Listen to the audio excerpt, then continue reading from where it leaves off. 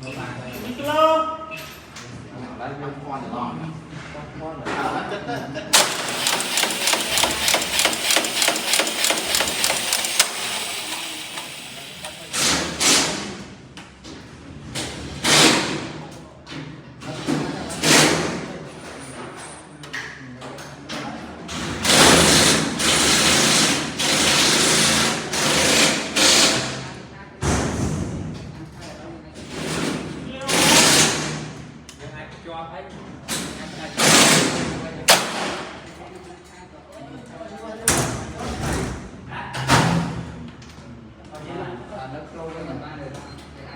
ลองใช้ได้ก็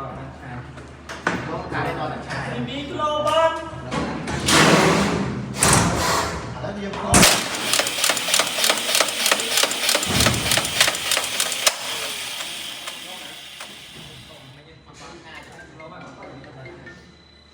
เราจะเป็นโครงไม่ต้องมี